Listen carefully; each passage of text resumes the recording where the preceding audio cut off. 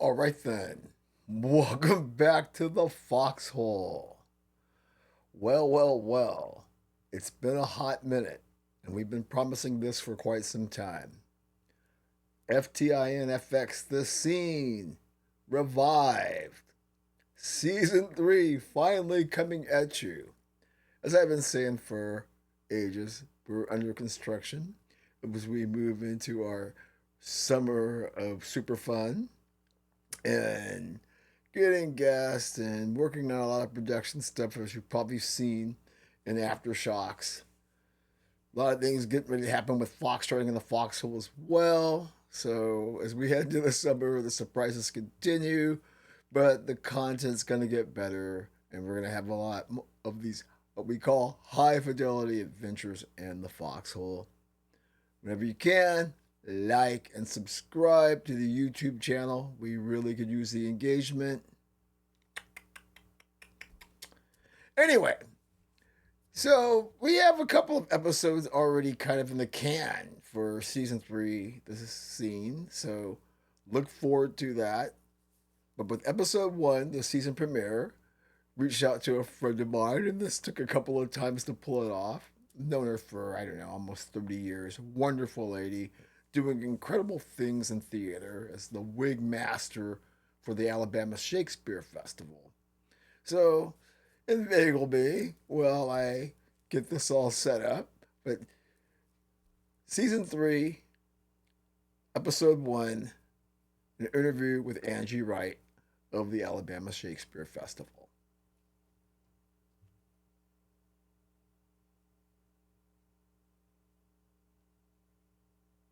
Okay, welcome back to the scene. It's been long awaited as far as getting this rebooted, and what better to have a dear friend of mine who I've known for many, many years, Miss Angie Wright, come on and speak with me about her experiences with the Alabama Shakespeare Festival to kick this episode off. So, Right on. what's up, Miss Angie?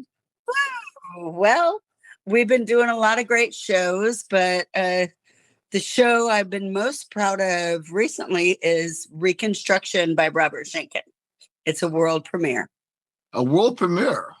Tell us Yes, a little bit sir. about this. Let's just get into it, and then we'll circle back to some of the questions I might have about what you're doing with the ASF. Okay. Well, let me tell you a little bit. I've worked with Robert Schenken before. We did All the Way at the Oregon Shakespeare Festival back in 2012.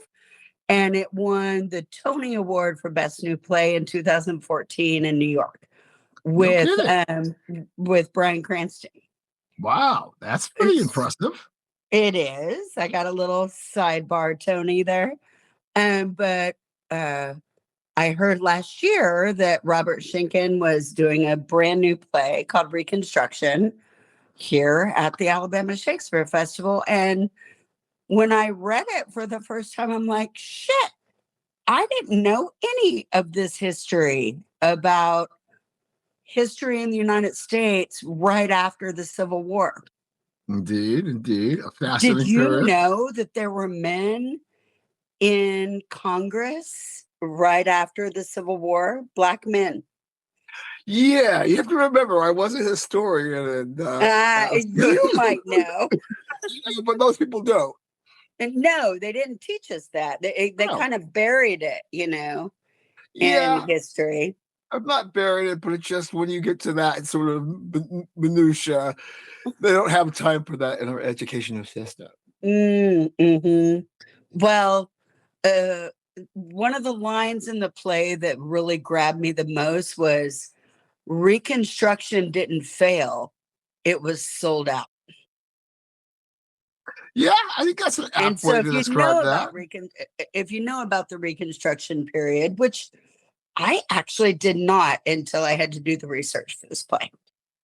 Yeah, it's fascinating period. A lot of revisionism over time. Still not sure what to truly believe as somebody who had to, do their comps and stuff on that particular topic. But go on. So, did you know about John Lynch? Yeah, I mean, you have to report. So tell me your take on John Lynch. Okay, well, what I've learned, So he was he was a slave. His mother, he was, I don't know if this is the correct term, half breed. Sorry. Yeah, But that's his fine. mother was married to an Irishman, and his father tried to buy him out of slavery. And when they died, the man who was supposed to take them to New Orleans, which was not as slave focused as the rest of the South, that man Has its own history, though. sold his mother and him back into slavery. Mm-hmm. And then, the Civil War happened and it wasn't all good, but he came out of that, worked his way up, and then became the first Black legislator in the Mississippi state legislature. And then he became the Speaker of the House of the Mississippi state legislature. And then he became really good friends with, the president, Grant. Yeah. Who knew Grant was I didn't realize Grant was so progressive. Yes, he's a fascinating character. I think when you talk about, as they call it, the antebellum period, which is the post-Civil Right. War to the turn of the century, there's folks that you thought were good guys who ended up really being scumbags, and certain folks are like, well, gee, my perception of him was always, that he was kind of this dirtbag, racist, KKK scumbag, and it turns out, no, that was kind of progressive, but more a product of their times. And the weird thing about this play is that the Republicans at that time were the progressives. Yes, they were. They were the ones who were looking for equal freedom Well, Lincoln, for all people. And the that's why. Democrats were the assholes. Well, that's why most blacks until FDR, and even afterwards until really JFK, voted Republican. I mean, Correct. Jackie Robinson, for an example, was a Republican. That's right. Lincoln, party of the Republicans. That's right. Well, it's fascinating because I think, you down in Alabama, and because, I do sports podcasts, and the fool over there in Mississippi sort of like brought the past back. And that's what's kind of funny of us having this conversation where, there's a lot of folks that kind of want to move away from this kind of stuff. And it's like, no, if you don't understand it, you can't really run from it until you understand it. And that's sort of the whole thing that's going on in Mississippi and Lane Kiffin. Just a sidebar of what I've been talking about my other stuff. Oh, let's sidebar about what's going on with redistricting of. Sure. Let's not get too deep in that wormhole, though.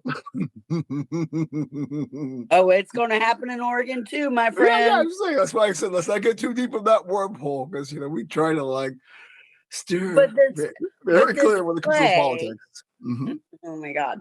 But this play really focuses on John Lynch's life and how he became the first legislator in the Mississippi, and then he went on. But it's really, Schinken is a great playwright because he gives props to the bullshit that was still going on. So John Lynch has this love affair with this woman. Okay. And he doesn't feel like women need the right to vote. Imagine that. Right? So this Black man who was a slave, who got his freedom, and he's still like, yeah, women, yeah. It was hard to watch that part. Yeah, I can imagine. I mean, there's certain things I can't watch because of that. Do you know the year? Do you know that Black women didn't get the right to vote until the 60s?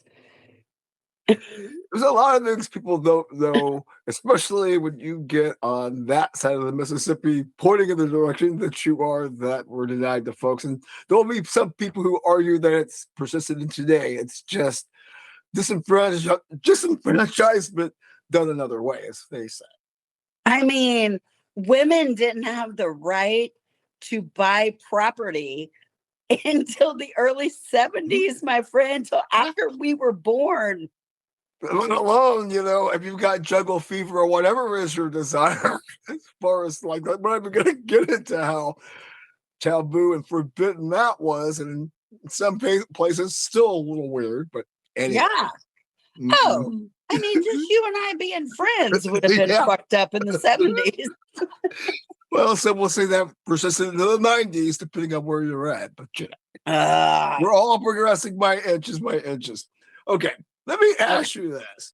okay. Okay, so from what I know, the Alabama Shakespeare Festival started in the 70s, right? And this is like the Winton and Carolyn Blount, is it? It is. It started earlier, but the place I'm at didn't start until 85. Okay. But yes, it is the Blounts. Yes, it's the Blounts. It sounds like some pretty kick-ass people. Good to see that they're Some large. pretty big money. Okay, yeah, I understand that. I know that name is pretty big down there. Yeah. Here's another question I have because so because I actually do a little research in my weirdness. So so there's two rooms at this place, right? There's like a smaller there's like a big festival stage and then a smaller theater room. Correct. Okay, and there were shows that are being conducted in both of these places during the festival, or Correct. no? There's the Festival Theater Okay, and the Octagon, okay, which the is the Octagon. smaller, what we call a black box theater. Okay, got it, got it, Yeah. got it. I was kind of wondering about that. Kind of like the Silva and the Soaring at the Holt here in town. Sure. Okay, Absolutely. That's okay, very close. Yeah. okay. But it's smaller scale, obviously, when I look at the numbers. Yeah. The Octagon only holds about 150 people, Okay. and it's kind of almost in the round. It's what we call an intimate theater. Huh. Yes, and I can see that. And so, how many productions does the Alabama Shakespeare Festival do on a yearly basis? Anywhere from 10 to 12, 10 to 12. depending on the year. Yeah. Wow. Okay. Yeah. 'Cause well, during my research, and you can only believe the internet so much, but I found out that the Alabama Shakespeare Festival is the sixth largest Shakespeare festival in the world, attracting anywhere between 300,000 to half a million ticket purchasers each season. Does that sound about right? That sounds about right.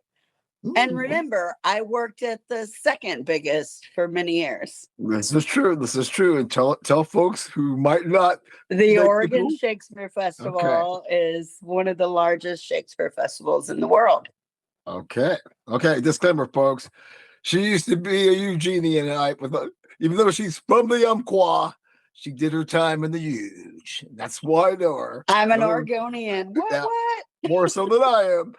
But yeah, I've known her probably 25, 27 years, Oh something my crazy God, like it that. has been that long, It hasn't it? has been a long, long time. We definitely miss seeing her presence here in the 541, but we're glad that you are out doing really cool things. Okay, let me ask you this, which I thought was kind of funny. So correct me if I'm wrong on this. So Little Shop of Horrors is the longest running play at I'm wondering why that is. Wait, say that again. I know but let me look at my words. So Little Shop of Horrors has the distinction of having the longest run at the Alabama Shakespeare Festival. Little See? Shop of Horrors? I believe that's what it says. That's Well, why I that's said you go. long before I was here. Okay. Hey, you know why you don't have to trust the internet. That's why I have to ask these silly questions. Okay. We're gonna take a quick break and then we will come back and ask you a few more questions and let you get on your merry way. Love you. Love you too.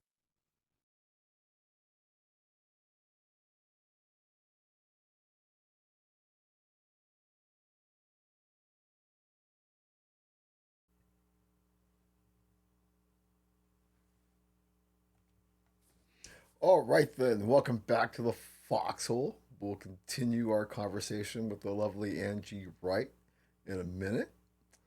Just want to let you all know that we have other things going on the other platforms.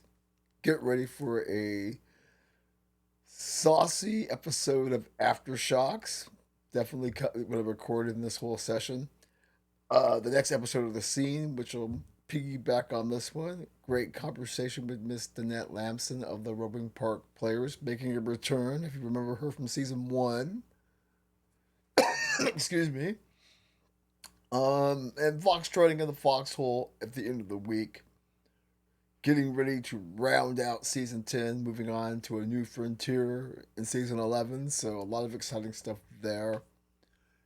Always like and subscribe to the YouTube channels. We really need the engagement, y'all.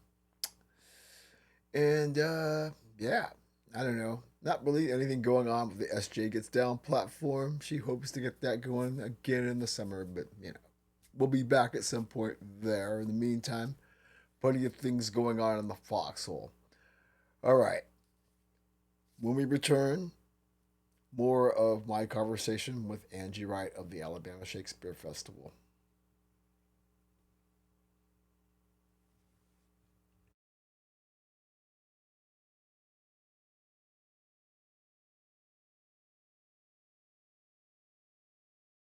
Okay, welcome back. We were just kind of talking off camera or off whatever I mean.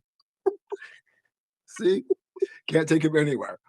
But we were just kind of talking about how long we've known each other, and it's so funny. I guess for I our mean, we've audience, known each other since 1997. yes, which is crazy. In the first 2 years, we didn't even talk to each other because we were too cool for one No, another. we were too cool for that. Yeah, we were just too cool for one another, which is even funnier. But it, that made me think, as far as a question for this particular interview. I know I've asked this in the past, but to crystallize it for all folks, how did you get from the Umpqua to Montgomery, Alabama, doing this? Wow. Okay. I graduated high school in 1988 from Glide, Oregon in the Umpqua. Boom. Boom, chickadee boom. My senior year of high school, I only had to go half days because I'm super smart Is you cool like that? because I was cool like that. Nice. And I told my dad, I'm like, I'm going to LA to be a rock star. And my dad went, oh shit, how do I keep her off the pole? Oh, And he said, what if you go to beauty school?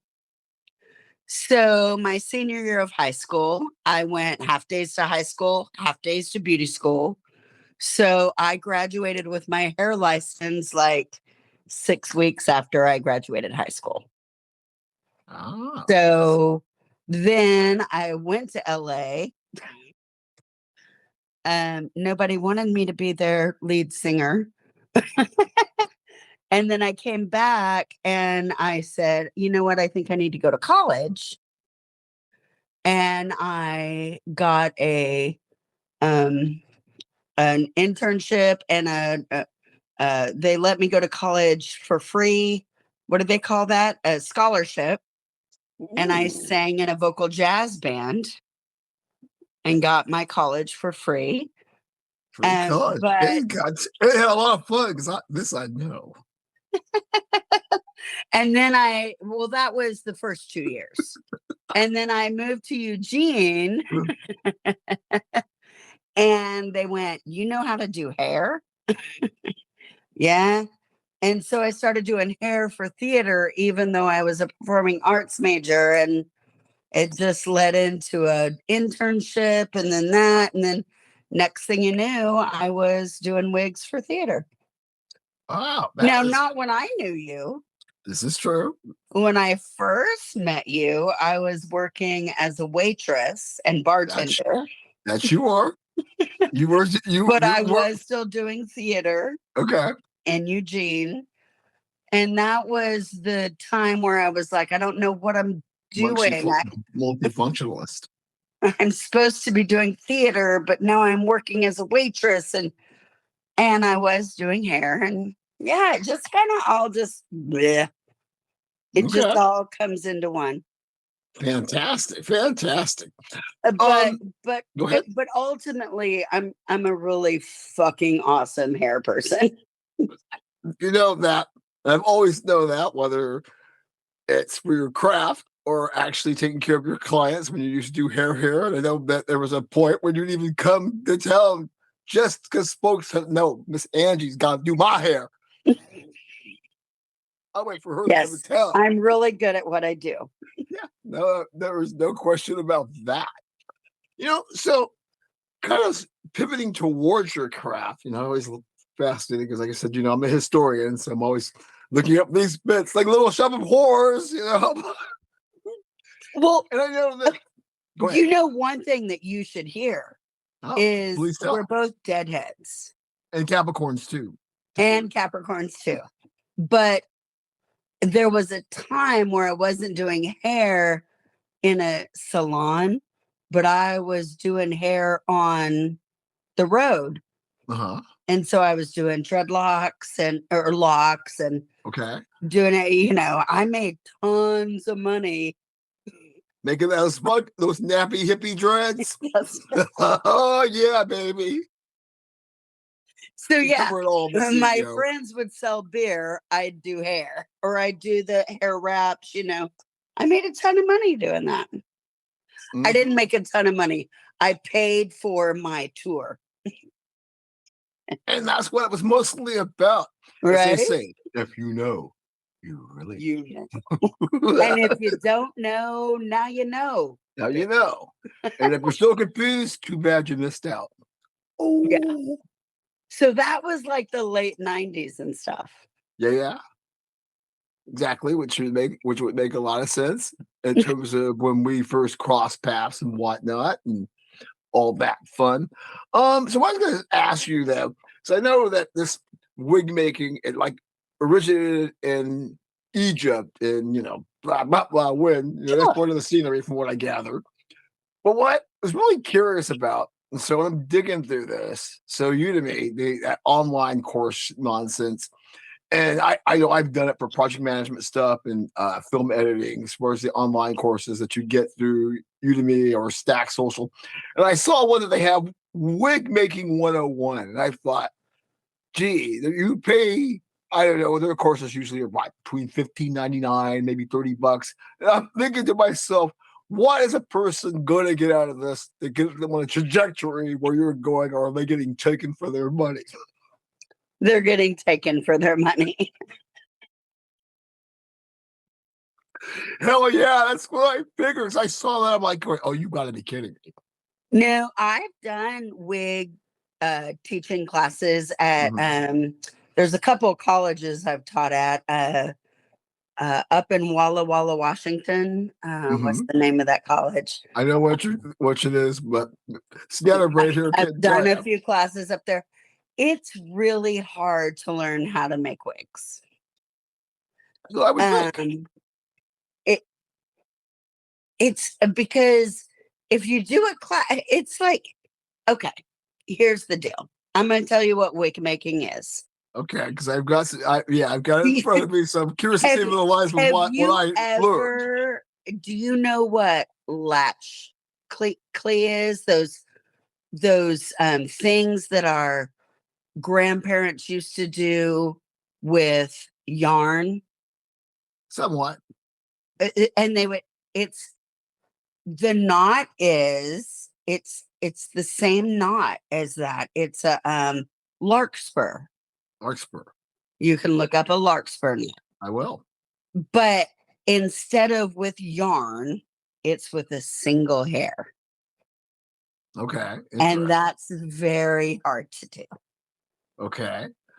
And so a lot of people when they say, God, how do you do that? It's like, well, you got to be able to focus. And it's very zen. Making I wigs is bet. very zen for me because you're just tying that little hair over and over and over and over and over again. And I Okay. really dig that. Yeah, yeah, Some yeah. people, it would drive them fucking crazy, Well, but I love it. right, because that's okay. So, and I know that this is what I understand. Like, as far as the process goes, and I'm sure you can give me some insight in it, where you kind of go from like head casting, foundation construction. Is it knotting or ventilating, and then fitting and styling? Ventilating. Okay, and Well, a so lot of times I don't do all that. okay, So, perfect. okay, here's a great example.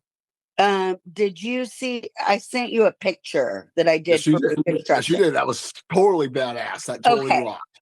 that wig I built from a head cast of her. Okay, I didn't do the head casting. She's in New York. A friend of mine, interesting. Sarah, did the hair cast to send it to me so that I could get started before she got here. Because it takes about 5 weeks to build a wig 100% from scratch. Five That wig weeks. was built 100% from scratch. I made the lace to put the wig on. Then I tied all the hair, every single hair in that wig I tied. Is it like Then natural or synthetic or both? it's human hair. Okay. That one was, we work with synthetic hair sometimes, but this one was human hair. Okay. So I totally tied it. Then the actress got here about 3 weeks before the show opened, and I fitted on her. But because my friend Sarah in New York had done the hair wrap, I knew it would fit her. And we did a little adjustments. It was a little too big because when she had the hair wrap in New York, she had braids, and then now she doesn't have braids. So it changed a little bit. But yeah, I made that wig 100% from scratch for that actress. That is like a whole snack and well, that's snack and dessert the next day of awesomeness. Yeah. That's what it sounds like But to I don't me. always do that. Sometimes we just buy wigs and we just customize the front of the wigs. That's what I'm doing for this show that we're doing now, Chicken and Biscuits. Chicken and biscuits. Yeah, Chicken and Biscuits. That's Biscuits. that's our next show. Chicken and Do you biscuits. not know this show? Oh, of course not. I'm a It's Philistine. so fun. It's Yeah. Do tell. yeah, it's been going on for about 2 years now. It's a family whose patriarch has died, Okay.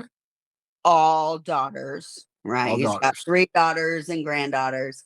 And then a daughter from another mama shows up. A daughter from another mama. A Ooh, that's daughter nice. from another mama shows up. And Mm. yeah. And then one of his kids, the male kid, is gay and brings his white lover. It's it's like, hey, we're going to church. That's totally wild. I love it. It's fun. It's fun. Okay. But Mm. yeah, I'm doing 7 wigs for that. 7 wigs? Yeah, all human. Wow. Yeah. Okay, so what is the lead time? If you know you're gonna be doing 7 wigs in terms of start to completion to get it to production. So, okay. Reconstruction only had 1 wig. Okay. I built it from scratch, but my assistant started working on the wigs for the next show while I was working on reconstruction. Um, because 100% hand built wig is like 90 to 120 hours. It's a lot. Yeah, yeah. So, but now we're working on this, and because Chicken and Biscuits, some of these women would have been wearing a wig. So we get to use pre-made wigs because they would have been wearing a pre-made wig. So that's helping. Um, and I hope to God I get it done next week because then I get started on Beautiful, the Carole King musical. Oh my. And it has like 90 wigs. 90? I feel the earth move under my feet. I If you're gonna feel the deal with 90 sky wigs, come yeah, the earth's gonna crumbling down, move and crumbling some. down. Yeah, so even Carole King has 4 wigs, just her. Oh And then I've my. got to wig all the Shirelles, Okay. right? There and there. The Carole King story, right? A little Yeah. Eva, right? The Temptations. Okay. And the Temptations had conchs, so the men's hair now won't really. So I got to do conch wigs, and yeah, we're always moving, baby. Okay. Wow. Wow. Wow. Okay. So tell you what, because we're having so much fun, let's take another quick break, and then we'll Oh my get God, I love you. one more segment in here because I got some more questions. And this is going so smoothly. Gonna cut up nicely too. Okay.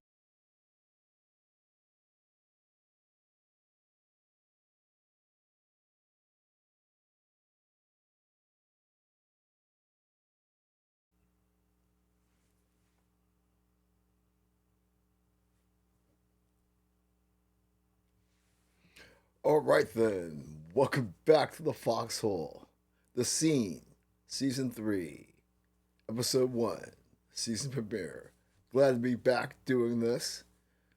Promise to have all sorts of interesting guests, kind of starting along the realms of theater to begin Season 3 with. But before we're done, and we promise to actually deliver the scene more frequently than in the past. It's kind of nice that we've moved into the video realm where I think it's a lot more fun and it's also a lot more challenging as being able to pull it off.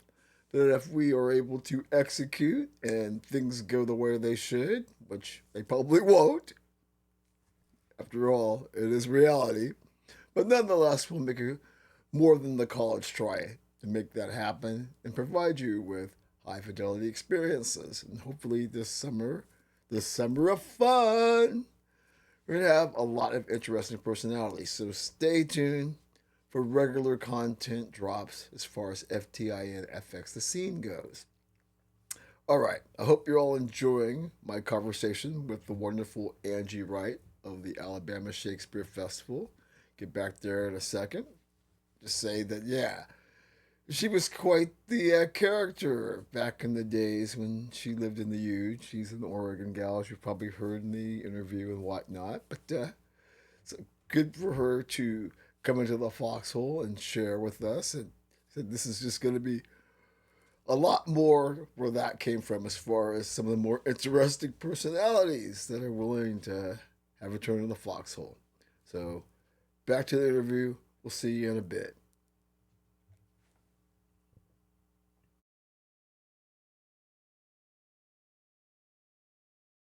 Okay, we're back. Welcome back to the foxhole where we've got the legendary, and I mean legendary, Angie Wright. To know her is to truly know and love her. Thank you. Yeah, yeah. I Oh, am yeah. super awesome. Yeah, yeah. Always have, always will be.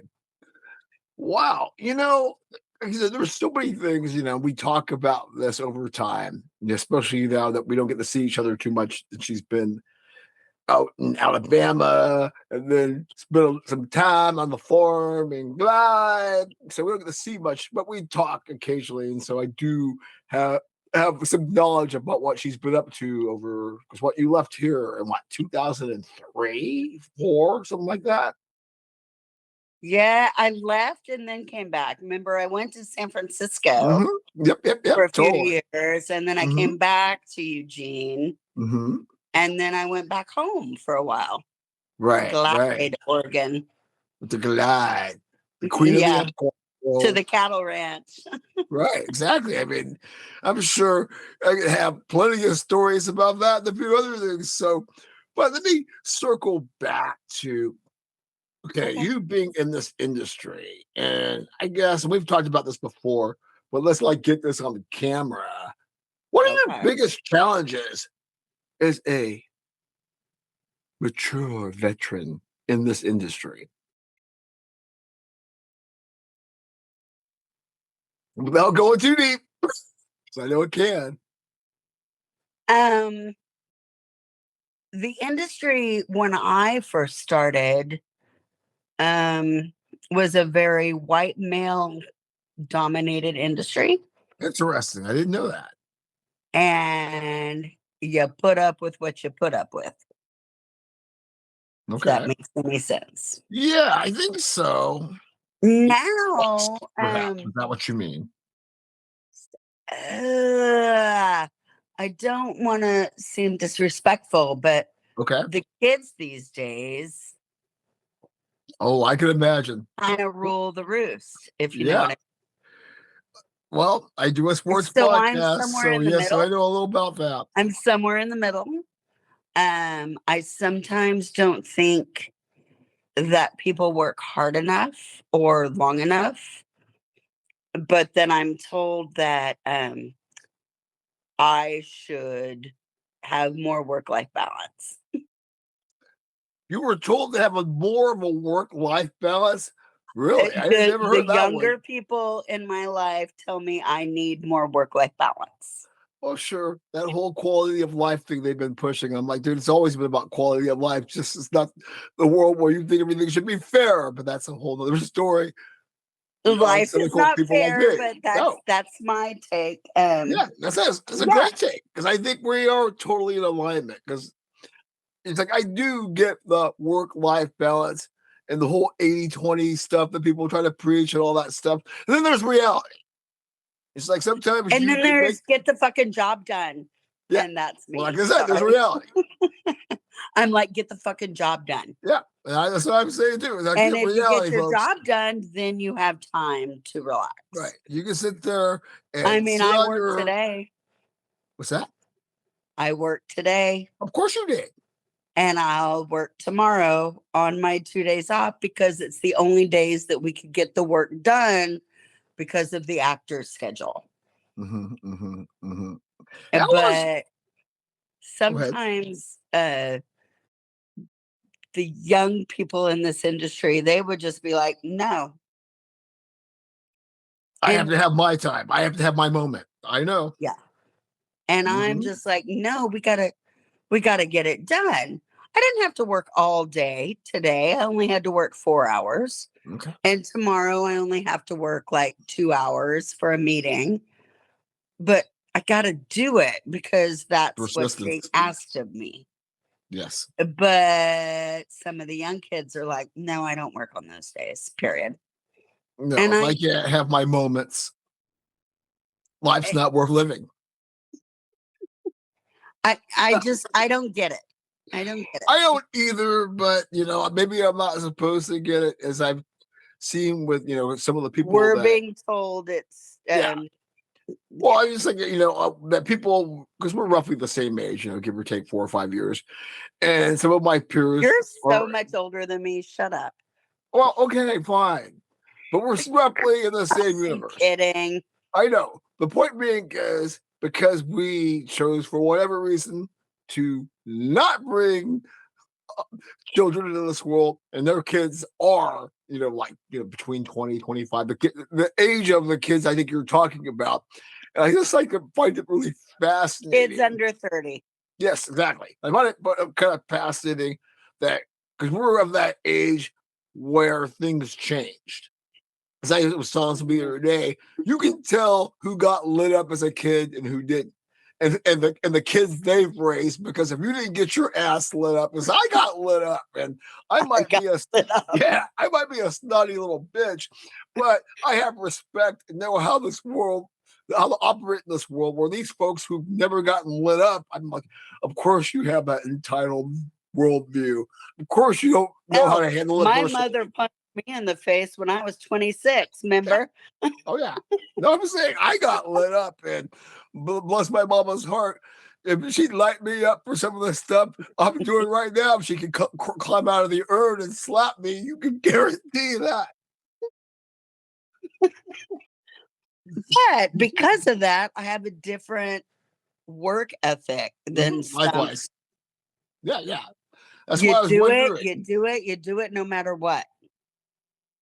And And okay, these kids, they're like, oh, I need a mental health day. I'm like, okay, right. well, we need to have this done by tomorrow. Well, I'm not going to be able to do that. Okay. And so I'm guessing I gotta frame this the right way because I don't want to sound like the typical salty commentator that you put on the internet. So I'm not gonna say that you kind of work for at. Let's just say it's really friendly and sensitive to the needs of this age. Is that fair to say? I guess. I guess Yeah, that's right. Well, I fair don't to want to say. say, well, gee, you're soft and woke and like gave into these kids like everything else in this world. Because I don't Well, actually know that what's okay. going on in your Okay. world, but I know what's Okay. going on in other places in the world. Here's a great example, Ken. I was really sick a couple weeks ago. Okay. Like really sick. I had bronchitis and a Uh-huh. sinus infection, and I had to use all my sick days, and you know, I Yeah. had to be away from work. But I still, sick as I was working on shows from home on my iPad, still doing work as sick as I was. These kids are like, "Oh, I feel sad today. I'm gonna go home." And they go home and they don't do any work. Uh, I I had a guy. So I was working for this multimedia e-learning company at the beginning of the beginning of the decade, a few years after that, give or take a few, doesn't matter.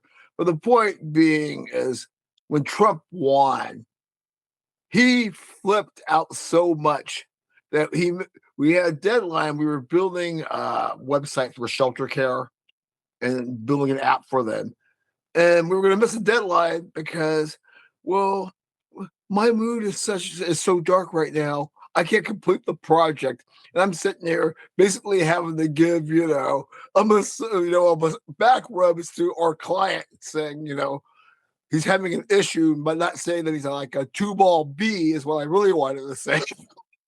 But yes, I can totally empathize 9,000%. I'm like, are you that Get soft? the fucking job done. Yes, exactly.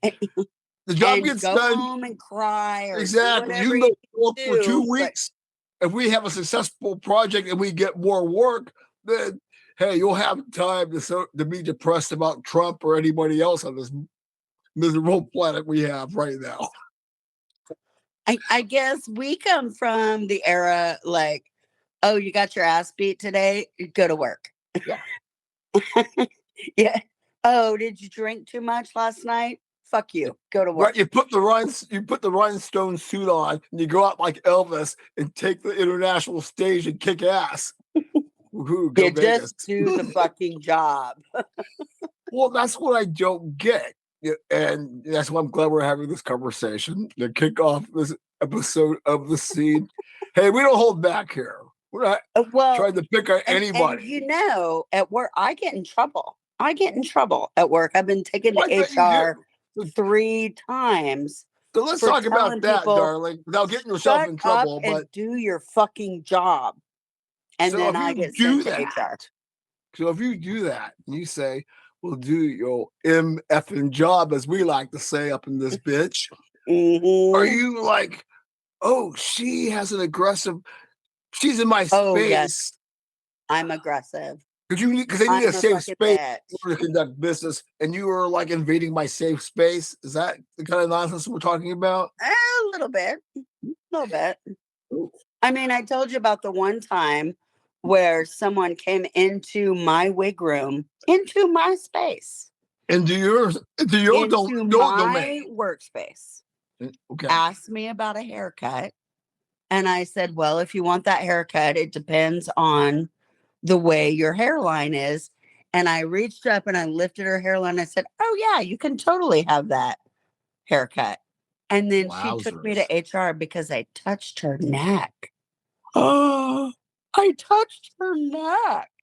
Are you She fucking was kidding me? a she was an SAB, as we like to say. And Yeah, I I'll got say taken to something HR. what the AB stands for. But I didn't just go to her and reach over and say, hey, let me touch your neck. She asked me a question. And she I was that did much of what an SAB, really? any hairdresser would have done, would be like, well, let me look, touched your hair. Yeah. A month later. not the next Wow. day, not 3 days later, a month later, after she rolled it around in her fucking head. Oh, I touched her neck. Oh my goodness. Like I And said, you know me. I And do. I don't touch people if they don't want it. No, Trust but me, they come to me if wanting. you were that, I get it. And I've seen this. Like I said, when people are, like I said, a soft, that's just, come on, you can't be that soft. But I know they are. And the They are. sensitivity And I got level, in trouble. yes. Wow. I And I can almost totally lost see my that. That job is over just, that. it's flabbergasting. It Like, just really I is. don't get these. Yeah. I get that. I love that I love that young people are trying to present themselves as they want to be presented. They, Okay. them, she, the, whatever. I am all about that and I am totally supportive of that. But if you come into my space and ask me about a haircut and then turn me in for touching your hair, that's fucked up. Yeah. And I'm, so that's part of the cancel culture stuff. I didn't get canceled because I'm really good at what I do. oh, And if I wasn't as good as what I do, they would have fired me. oh, they would ran your ass to Clarksville a long time ago. And Yeah. that's the difference, right? You see, they say in my world, content before everything, and then I always say context for everything before everything. But the truth is, quality, experience, and the ability to lead before everything is what it really comes down to. And being responsible for what I have never ever touched someone inappropriately. Yeah, well, exactly. Uh, You know what I mean? Like, God, I, even you, I had to ask 3 times. why they asked to touch you even more so because you were just like, see, You folks, know, you'll but never know this, people, but her and I, we before we became friends, we had the weirdest interactions. Like, I really know you, and I really know and we you, would but just we're not look going at to each even other. talk to each other.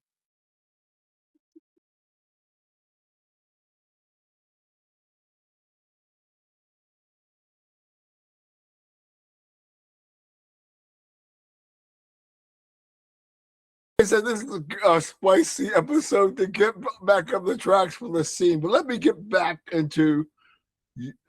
Let me ask you this. Okay, since you've been involved in this business for a long time, are there any colossal blunders that you've experienced in this journey?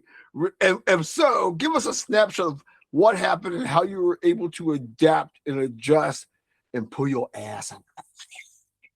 My blunders. Yeah. If you experienced, maybe you're such a badass you didn't have any blunders, or somebody else's Oh blunder. no, I had a blunder here. Ooh, do tell, if you can. There was a show. It wasn't our show, so we weren't really building it. It came from Atlanta, Okay. and there was a woman in the show who didn't think that I had the skills to style her hair because I was white. So she was a sister. Correct. Okay. The designer of the show asked me to do something. I went to her dressing room to try and do said thing. And she told me that my white ass could get out of her dressing room. She did not, but she did. She did. And I went, I'm just trying to do my job. And she said, well, fuck you and your job. And then I went, well, fuck you. Well, And I damn. walked out of her room and she followed me and she said, no, fuck you. And I went, no, fuck you. And my boss heard it. I Oh, almost got fired over that. I can see that. I would have just said, F you, where's my bucket of Popeyes? And you better get some red beans and rice on the side. Oh. My assistant, who is a woman of color, Mm-hmm. came back behind me and said, I'll take care of it. I'm like, fuck that bitch. She's a fucking bitch. FTP, yo. And she said, let me take care of it. And then my assistant, who's a woman of color, went in and she told her to fuck off too. Oh, And then I'm like, dude. okay, that's not us, that's her. We're going to let this slide. We're going to let it slide. And I went to the designer and said, she won't let us help her. And he went, okay, it's fine. Whatever. Oh, wow. That is Yeah. that is wild. It's Okay. hurtful sometimes Yeah. because I've done a lot of training. Like, I know I'm a white girl, I get it, but I've done a ton of training. I have curly hair. I have my assistant who's super person of color. So when you tell us both to fuck off and get out of your room, well, now that's just you being a bitch. That's just you being a bitch. So okay, since you it's interesting because I mean when I think culturally, and we talked about this earlier in terms of being in Bama and being on that side of the Mason Dixon Oh, line. shut up with your accent. That's not what it Well, sounds like. hey, I lived in the Carolinas for a bit. I got connections. My point being is, have you ever been called since you work closely with people of color, or as we say, people of the culture, as the internet says now, have you Oh ever my been called God. an NL? An NL?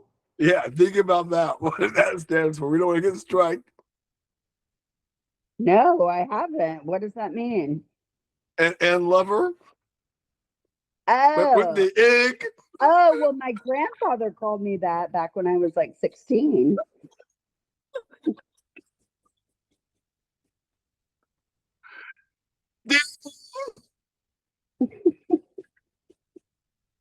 No, that was old school. Yeah, Wow. exactly. But it's still used Wow. in It's certain jungle parts love. down there. This I know because I've seen the Oh, content. oh, it's jungle love. Yeah. Oh, yo. Yo, Girl, yo, yo. you know ya. My jungle love. Yeah, yeah. Hey, No, I've never been called that here. good, But I good. was called that by my grandfather when I was younger. Yes. Okay, okay. Okay, well, that gives me faith in terms of what you're dealing with right now, because I think people are way more self-absorbed and almost too narcissistic to like worry about the racial ideologies at this point. It's like I don't have time to say something really mean and nasty. I think I'm above you. Forget about the other nonsense. I know I'm not. I'm terrible. But I'm just telling you, people are so narcissistic and self-absorbed. I can I have see got to where. tell you the story then. Okay. Okay, lay it My, on me. my papa, Pensacola, Florida, Uh-huh. uh, he used to say that my curly hair and my big butt came from the woodpile. That Meaning, joke. okay. So the So wood pile being, I'm trying to figure out what that is. I'm 12%. My birth father's mother's mother was a woman of color. Oh, you got a little bit. You got a little bit of that. You got a little bit of that hood in you too. Then Say it came from the woodpile, and I didn't know what okay. that meant as a child. But I remember I would The always NG, be as we say. a and I'd answer the phone. My grandfather liked that I would be his like secretary, right? And so Okay. I'd answer the phone, JC Pope's house. And one day this guy said, let me talk to that cracker JC. And I'm like, Papa, someone wants to talk to the cracker. And he's like, who the hell is that? And he grabs the phone and he says the N word. They were bestie friends. Of They course were they were. buddies. But he called my grandfather Cracker JC, and my papa called him something Hmm. I'm not willing to say. Absolutely, absolutely. We don't want to get the strike. We don't want to be like Chud the Builder down in Good friend. Nashville. And that's just they just talk to each other that way. And I remember going, I don't think this is correct. I don't think this is Oh, well, right. this is not proper, as And they this is, say. I've been told I can't say that word. And what? He's Hmm. calling you a cracker. And I don't even know what that means. But That's they were best wild. of friends. And that's just how they talk to each other. See, this is what we do on the scene. We keep it real. We keep it tight. And it may not be clean, but it's definitely where we are. There ain't nothing phony up in this bitch. That's right. But Absolutely. I still couldn't say that. I'm like, he would get on the phone and I'm like, you shouldn't say that. And he's like, I Well, don't know how to talk to my friends.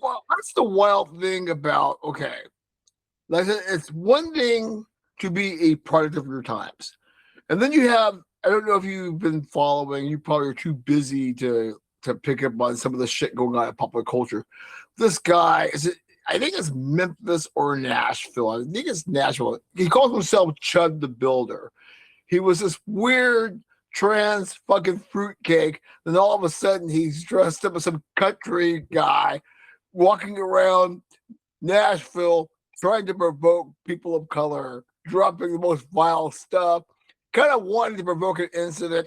Basically, it finally happened where somebody tagged him, and then he shot the person and shot What? himself. And, it's just silly stuff, but it's just sort of like one of these things to where there's people who are, like I said, content before everything, where you're doing this for clicks or you're some plant or psychop, whatever.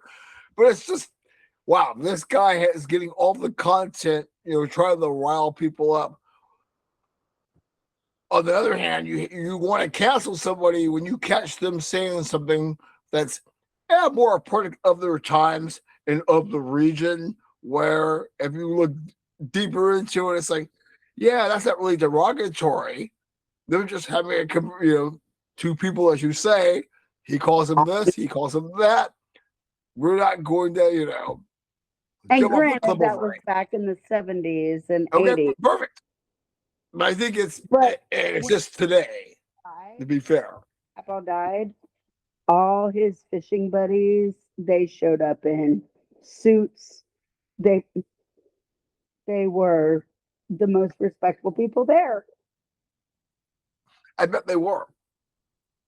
Yeah, They absolutely. were friends. And so whatever they had as an agreement was their agreement. Hmm. Hmm.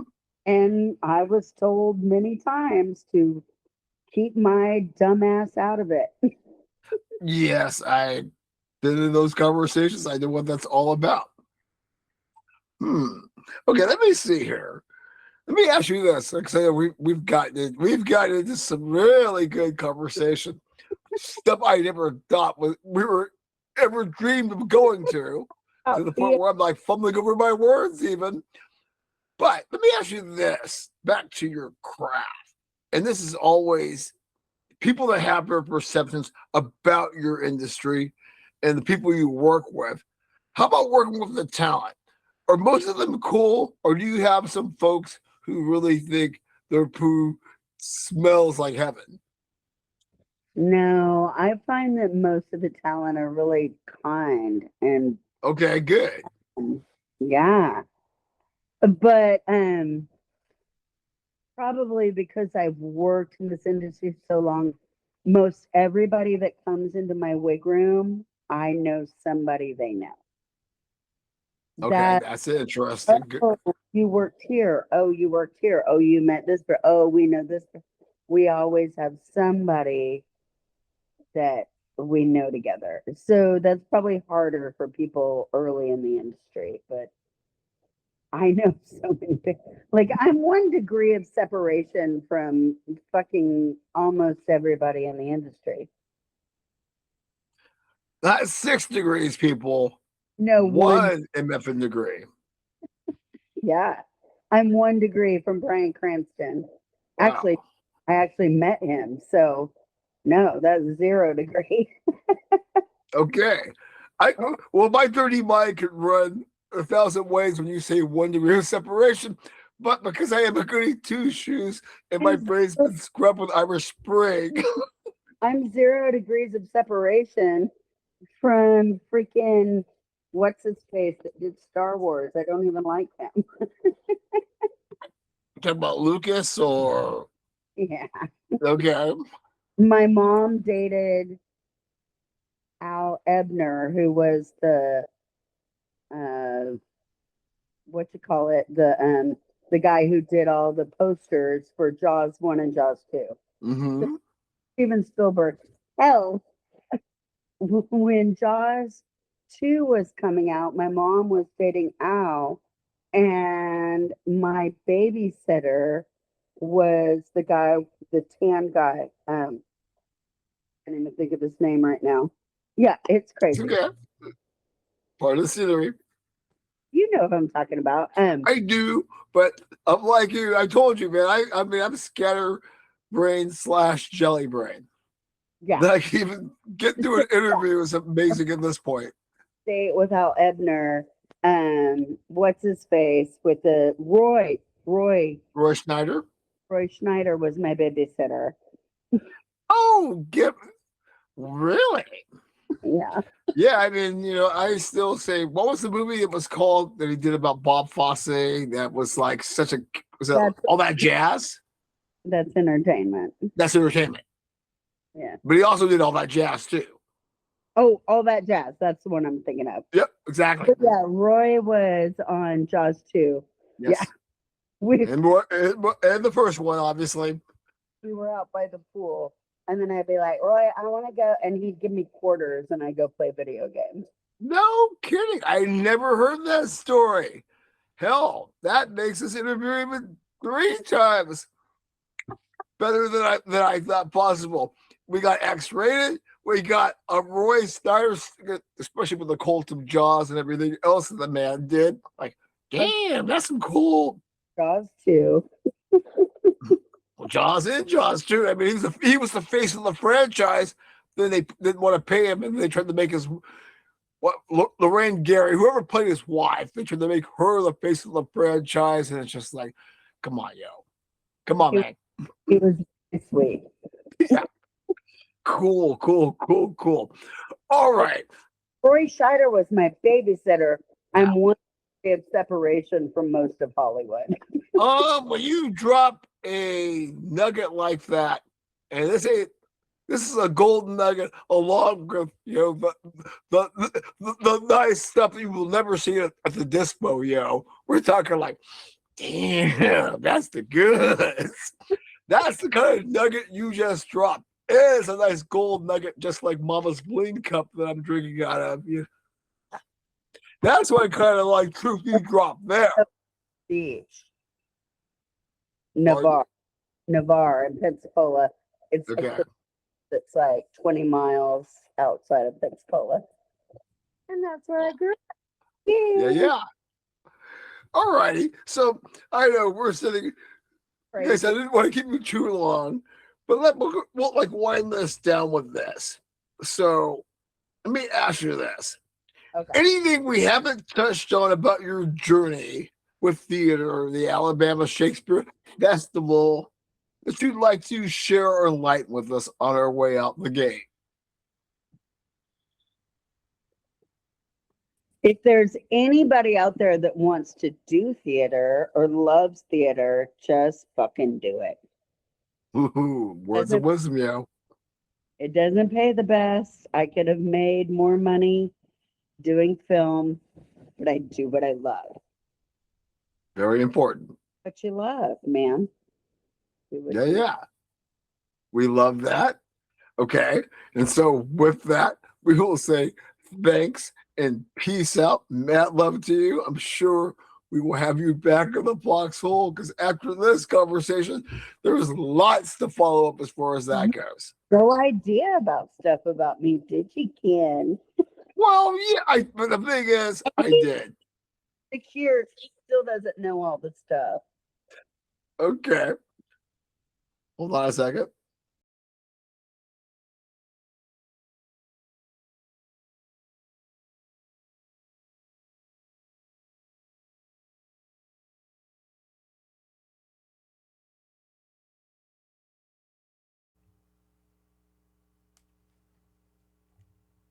Okay, well, okay. Ha ha ha. See, I told you, we're always under construction and we're always capable of hitting the wrong buttons. Anyhow, once again, mad props to Angie Wright, Alabama Shakespeare Festival, coming into the foxhole to enlighten us about her travels, her journey. Definitely will have her back. We're going to stay with the theater in the next episode, which will come out shortly after this one releases. Also, keep an eye out because I'm getting ready to hop in the foxhole, get the battle armor together, and crank out episode 47. It is, I believe. Like, subscribe, hype the video, YouTube channel. Always important. If it's so important, where's the lower third? As we're always saying, we're always under construction here. It's big summer ahead. I'm kind of rambling here, and we'll get out of the way. But big summer is bringing the scene back, which is happy. It was kind of when I unveiled Fox Running in a Foxhole 6 years ago. The scene was the companion podcast. And I've been pretty active in season one, but it's really become a little bit dead because saying it would be intermittent would be unfair to that term. But nonetheless, we're back, and there's no holes barred because, as you know, with Fox Running in the Foxhole and Aftershocks, it's more sports centric. And the scene gives me a chance to explore different facets locally, wherever. If you want something you want to talk about that can be fun, hit me up. FTINFX at gmail.com or call the hotline 541-525-0896. Love to book you on the guest. We always have fun in the foxhole.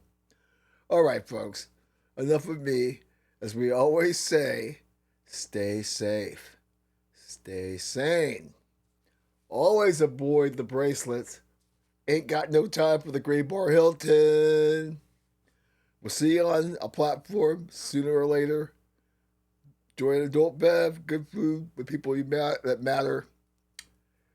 Peace out, yo.